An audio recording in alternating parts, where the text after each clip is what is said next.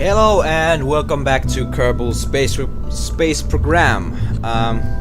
Last time we launched the Flint Mark 1, which turned out to be a failure since we couldn't actually keep the research canisters in here, because when it detaches we basically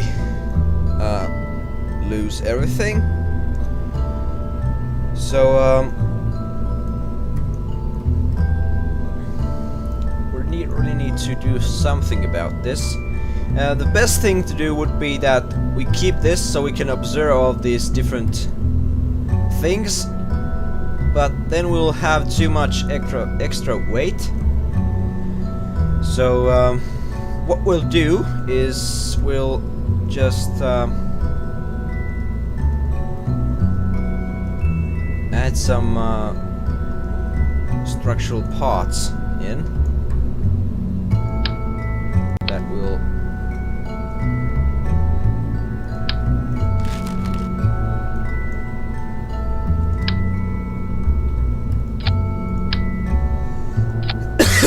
sorry, that will be enough to fit in these things. So,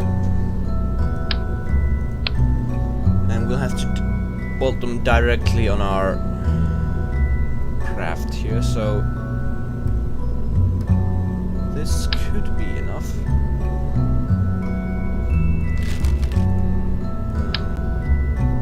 Or this. Let's try this. Makes it look kind of weird, but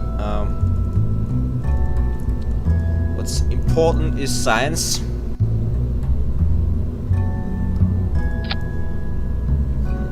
That looks actually pretty okay to me.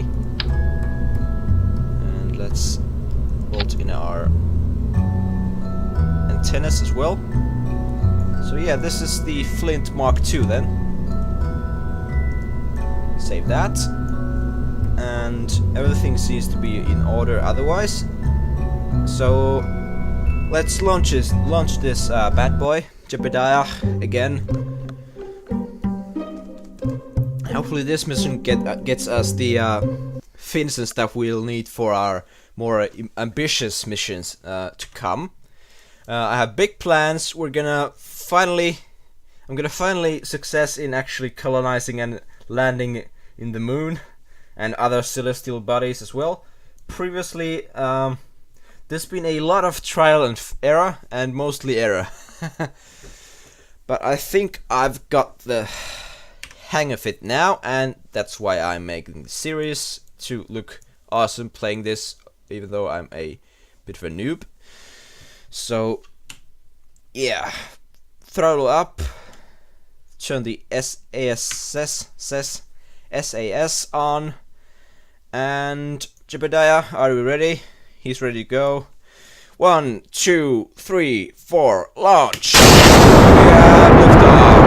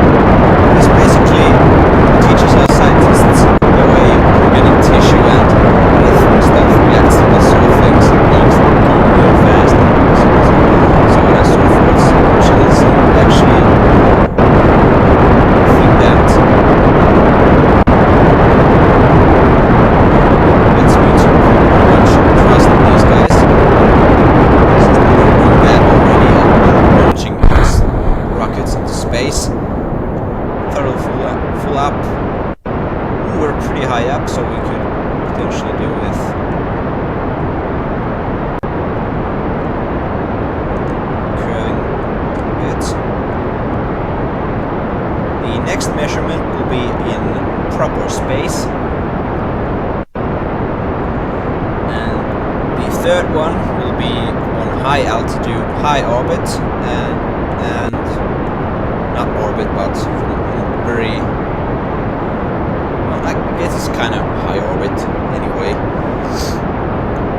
From Kerbal.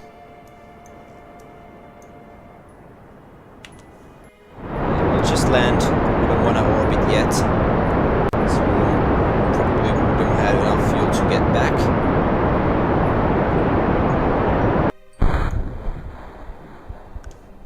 So yeah, we're up here now. And let's make some measurements. We also need some power generators pretty soon to support our research programs. And let's get the numbers from the goo. The goo seems to have dumped into a sphere. It also appears to have become brittle. Right, that's possibly a really important thing. Maybe it's just it's expanding in the vacuum, which is interesting. Again, I'm not an expert in this sort of thing, so I don't know. Let's keep that data since the antennas are pretty power consuming.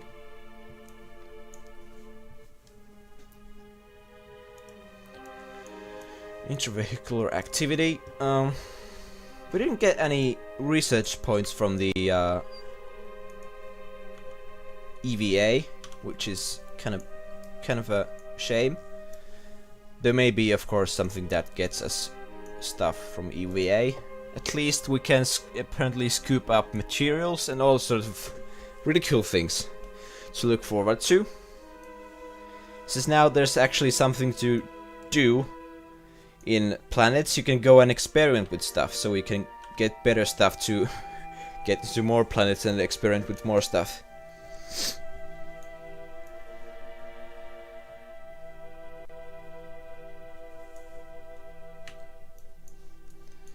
Yeah, we're venturing pretty far out into space. Let's see if we are on high orbit already and observe the mystery goo. The goo feels right at home here, yes. In space high over Kerbal, alright. Let's keep that. Yeah, we got the proper space music now. So we can see on our map. Alright, we're throttled up. So let's quick save then while we're at it.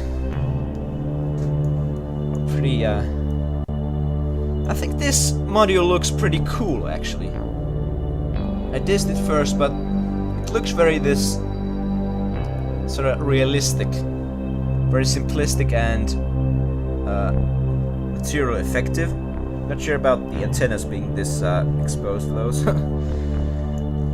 But luckily they don't have re-entry damage, and I don't think they're gonna do it either. We'll pull SAS off so we don't burn off our electricity too much.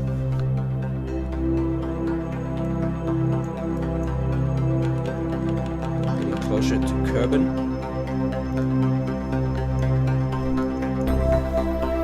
So yeah, we'll make the final measurement on the ground, and then we'll recover the vessel. It's pretty cool that you have to actually bring back the research material, unless you transmit it. So you can make this sort of robots, I guess, or automated rovers that you can research, like the moon or something, and send back the data, or you can visit there and bring back some moonstones and that sort of things, which is pretty cool. And so you don't just magically keep the data, I guess. You have to bring it back unless you transmit it, which is good. Brings you more of a challenge when you design your rockets.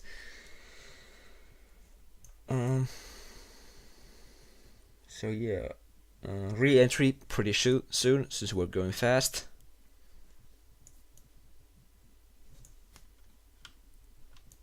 I think we'll detach now.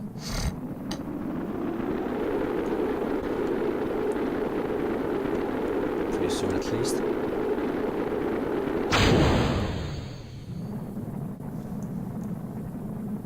This is cool.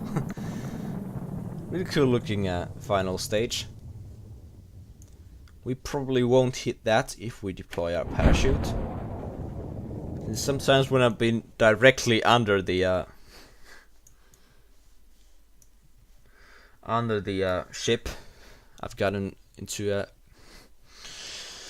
spot of bother and collided into the kind of quick save. Hopefully we'll lose our material now. That would be really bad.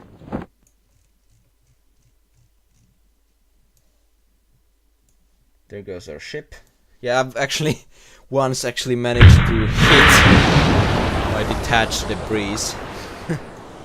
Had to reload because Jeb was in. I don't want Jeb to die. He's the legendary figure of this space program. Yeah, some of the debris is floating down there. We'll have to get rid of them so they don't show up on our map and stuff.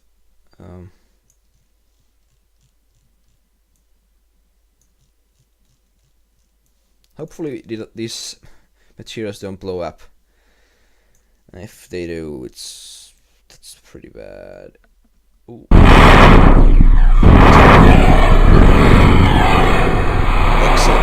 Excellent stuff. Let's quick save and get the numbers from this one. The goo escapes into the water. So what the hell? That's pretty oh shit.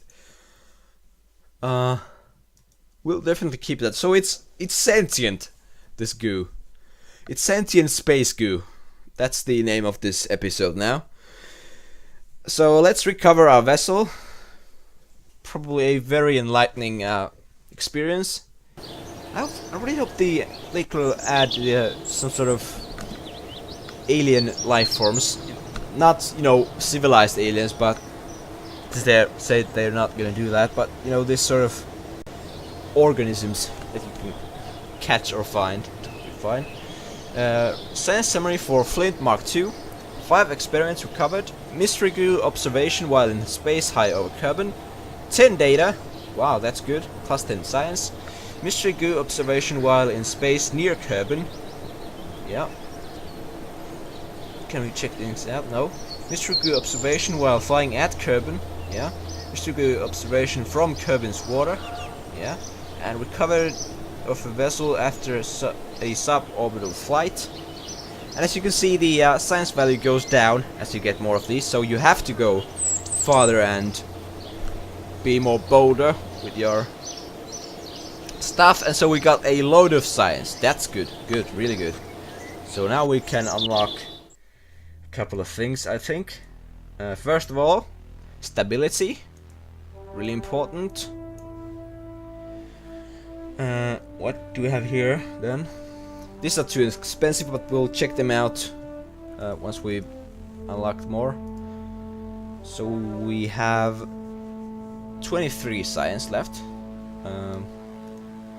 Which one should we take? I think we'll take this one. We'll get some radial mount parachutes, which is my favorite kind since it's more easier to launch bigger stuff into space and bring them back that way. And we'll also get the landing strut, LT1, heavy duty metal detector originally, and a smaller liquid fuel engine. Always good to have more of a choice here. So let's research that, and now we'll see what, so it's tier 4 now, what these things unlocks. But before we get them, we'll definitely get these anyway. New equipment to help out in keeping things stable, especially useful when the size of the spacecraft defies the current bounds of sanity. So yeah, we'll get radio decoupler, stability enhancer, that's good, really good, and strut connectors, and yeah, very useful for building bigger stuff. Flight control, tumbling out of control may be fun, but our engineers insist there's more to rocket science than that. Damn engineers spoiling our fun. That gives us some more cockpits and a pretty much my favorite winglet of all time. And a inline reaction wheel. Good. This is also very useful. We can make unmanned satellites and stuff. And this is good for, well, if we want to make planes or something. And I guess it's good for ships as well. Probably aerodynamic and stuff. And the last one is science tech. We're going to ask all the big questions of the universe eventually. For now, we're starting with these. Alright. Oh, that gives us our battery, which is pretty alluring. And a Science Junior. What's that? The SC 9001 is a cutting-edge, self-contained laboratory. Have you ever wondered what happens to something in 0G? Or have you ever pondered truly meaningful questions, such as what would happen if I exposed this to the rigors of stellar radiation and unforgiving vacuum? Comes with complimentary notepad, recommended for ages 4 to 8. Small parts inside make it not suitable for small children. Alright, so I think that's a hint to the fact that Kerbals are pretty, they have a short lifespan. Or it's just a joke.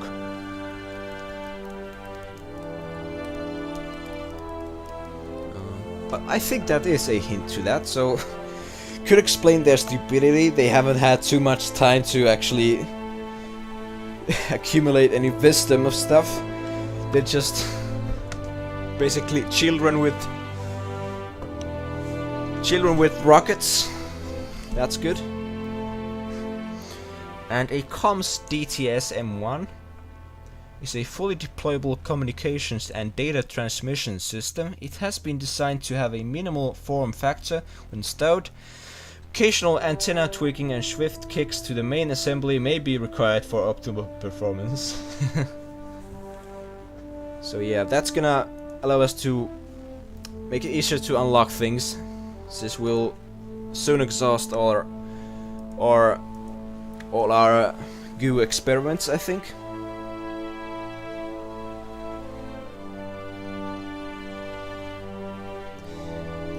So yeah, we'll next we'll unlock this, do some more goo science, and then we'll see what happens next. Let's see our clock again. I think it's time to call the episode there then. We got some more science points, a lot of unlocks, and yeah, if you enjoyed this video, do consider leaving a like, subscribing, and all that, and do check out my other videos. I have, well, KSP, Cortex Command, Dwarf Fortress, and Project Zomboid on my channel.